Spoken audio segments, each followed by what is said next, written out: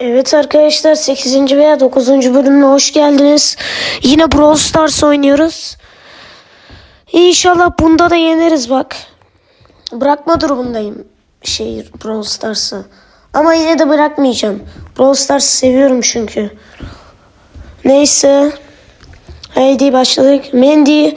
Mendy'ye hemen 2 dakika. Oğlum söyleme. Hayır. Hayır bak. Hayır. Oğlum konuşmaktan yapamadım ya, neyse.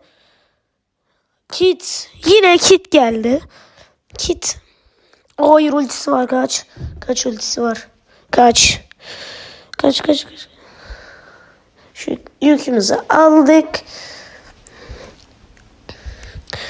Bu arada Azrail geldi artık. Azrail'in ucusu.